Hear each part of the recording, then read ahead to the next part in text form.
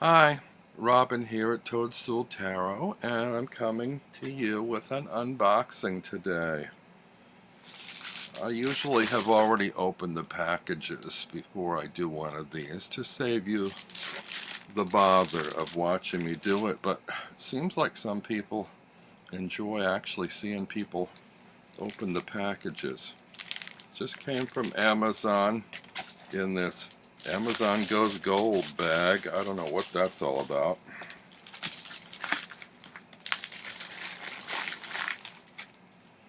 It is the Universal Tarot of Marseille.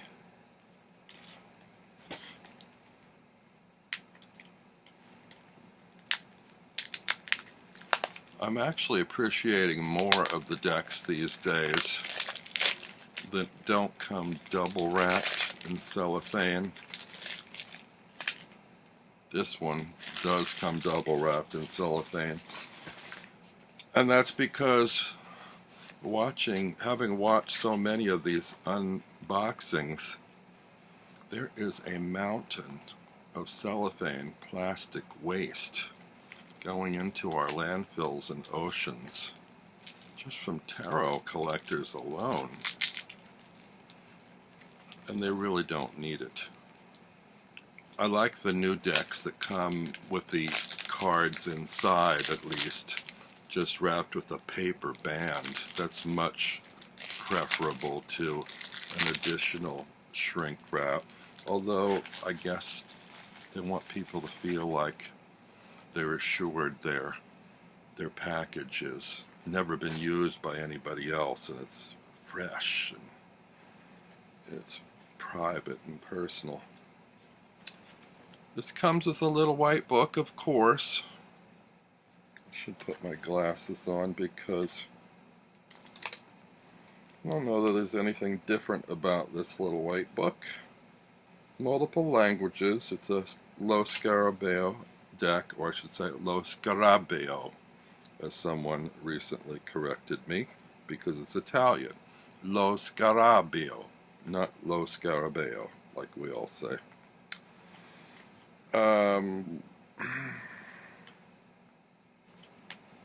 Alright, I'm going to have to read this, but oh no, there's not much to it. It's 13 pages in English, and then the rest in multiple languages. That sounds pretty typical of Los Garabios, little white books. There's a little advertising card with a number of their other decks in here. And let's just dive right in, shall we? There's a title card. I got this because over the last week or two, it seems like a lot of members of my tarot community, particularly Rider-Waite-Smith followers, are delving into Marseille. Did I show you the backs? Beautiful backs, not borderless, but perfectly fine by that. Oh, and the cardstock is good. It's typical Los Garabio cardstock, I believe. The cards themselves have 2, 4, 6 languages on them, which I could do without. They're only on the courts and majors, thankfully. And I don't see any copyright information, which I'm grateful for, unless it's hidden somewhere in a pattern that I'm not seeing. No, don't see it. So anyway, what I was saying is a lot of the people in the Tarot Tube community over the last week or two have been venturing into Marseille territory. Now, I don't know if that's because of chatter from other collectors, or if it's a trend, if it's the time of the year, back to school time in the fall for studying and all that. Anyway, I looked at flip-throughs at some of the other decks, and I found the colors too garish and off-putting to me. This one I actually liked because the usual white backgrounds have a warmer, more subtle kind of mottled feel to them, and a kind of a greeny gray or blue or beige. The illustrations look pretty typical. I'll have to inspect them closer and see how they compare to the other decks more popular than this one. But I chose this one mostly for the colorization because I prefer it over the other decks I had seen. And I'm not generally a fan of this type of illustration, but this is very specific to Marseille decks. And I had the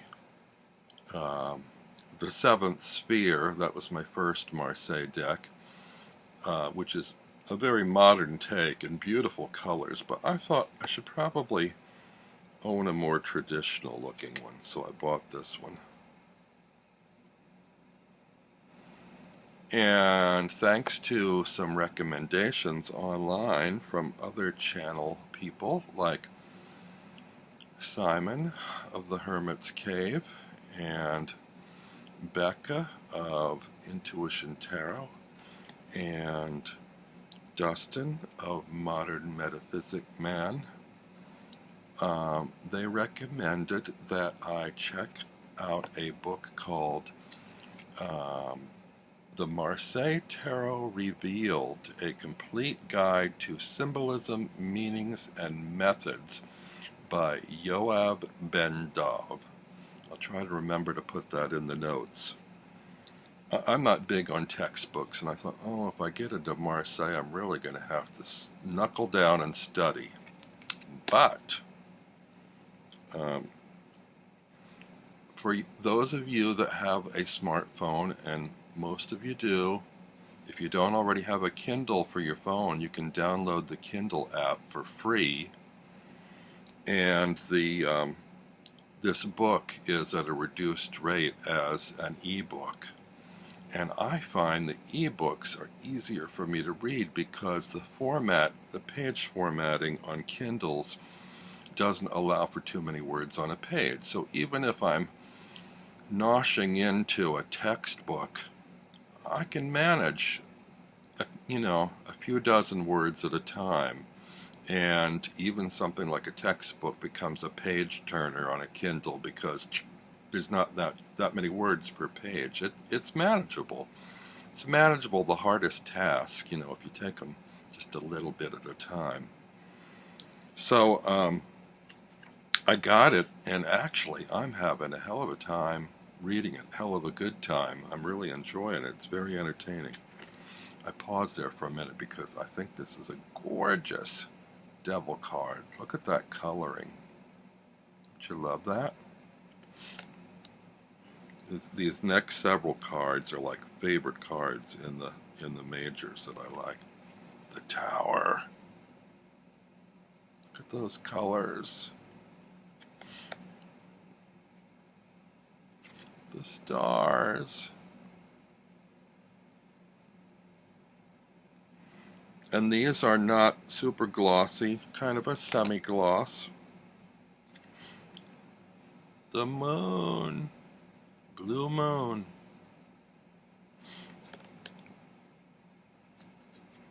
The sun.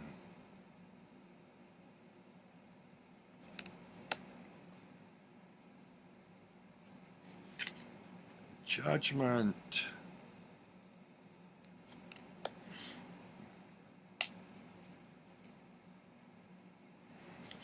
The world. And you saw me start off with the Fool. Sometimes that usually comes at the end instead of the beginning. They've ordered this the way we're used to in other decks. Now for the minors. And each of the minors, yes, each of the minor suits comes in its own background shade. So the cups, oddly enough, the cups do not come in a watery blue. They come in a kind of an orangey, warm orangey color. I'm not sure why. Maybe that's the warmth of the heart or something. They also are covered cups. So I have seen other cups, uncovered ones I like better. But I like the colors in these. I mean, look, red and yellow and green. There is blue, but it's not as predominant. The blue and red together in most decks kind of counteract against one another in a harsh manner for me.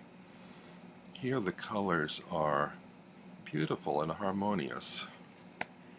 Another reason for my buying this deck is it was a cheap one. I think it was about $15 for a Lo Scarabeo deck. Because those usually cost me, I don't know, 20 something. This is on Amazon Prime, so these, besides the numbers of the objects on each suit card, have a little Roman numeral at the bottom in case you can't count cups. You can always refer to that Roman numeral at the bottom. So yeah, I'm enjoying reading up on Marseille and having a lot of fun with this book.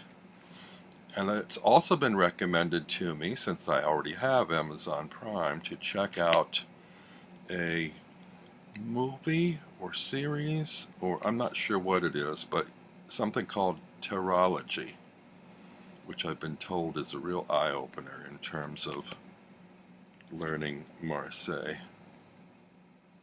So I had some trouble with my Amazon Prime software, but I seem to have remedied that earlier today. So as soon as I'm done with this flip through, I'm going to tune in Tarology and see what it has to tell me.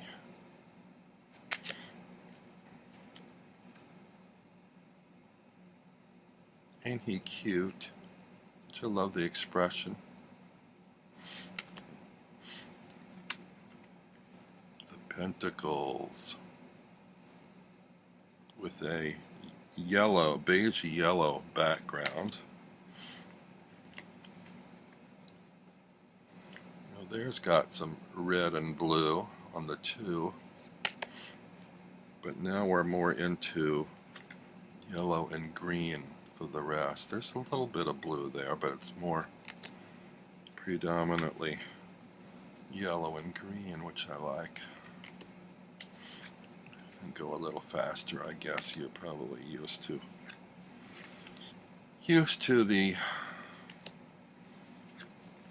similarity, redundancy, monotony in the Marseille decks.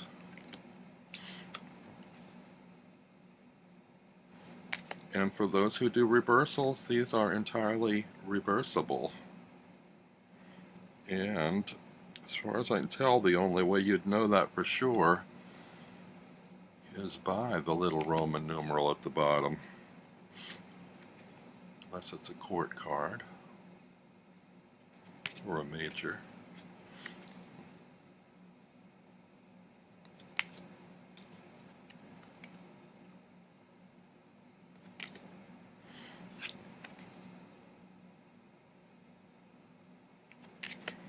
So if you're new to Marseille, welcome to the club.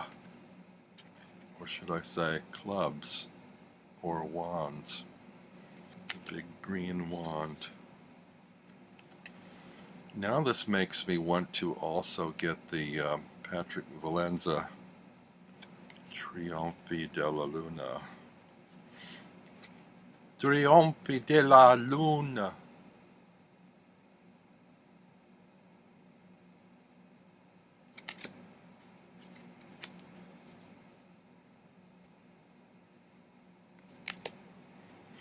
I don't know if this is just a passing fancy for me, interest in Marseille. I haven't gotten that much to the part of the book yet discussing the pip cards, which I'm intrigued to see how helpful that is. It sounds like a lot of people that do readings only or mostly use the major cards for that. But I'm thinking there must be more to it than that, or why would they include all these pip cards? I'm sure as I go along I'll get more information on that.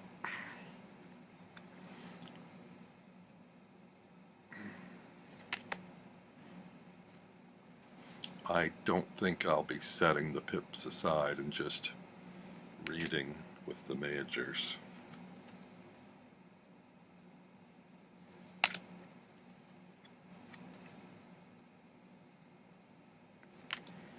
Now for the swords, which seem to be backed in a kind of mottled blue, pale blue. Very, very pleasant, pleasing, comforting coloring in this deck. Soothing as opposed to the generally harsh coloring I run across.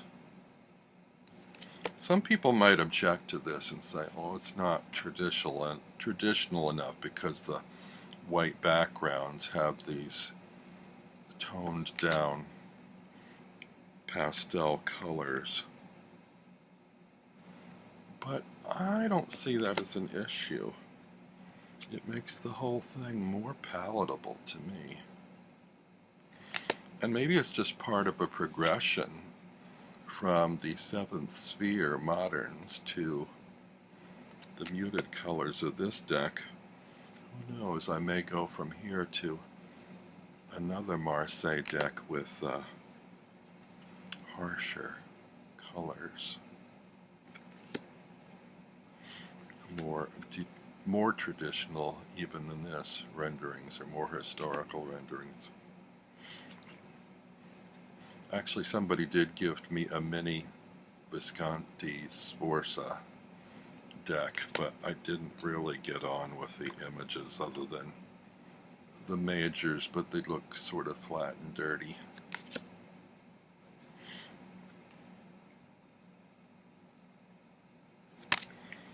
So there you have it, 18 minutes and change worth of the Universal Tarot of Marseille, or the Tarot Universal de Marseille. Is that Italian?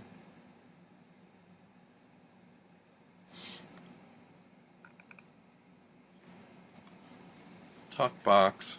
Don't like the tuck boxes, but $15. I'm not going to complain about it. They're reasonably slippery. It's what you used to with a Lo Scarabeo deck. Look like they will shuffle very, very easily. So, if you don't have a Marseille deck, this might be a good starter. Or you might try the 7th Sphere. But definitely check out that book, The Marseille Tarot Revealed, A Complete Guide to Symbolism, Meaning, and Methods by Ben-Dov. And maybe check out Tarology too. I shouldn't be recommending it till I've seen it, but anyway, till next time, buzzing off to do other stuff. See you soon. Bye.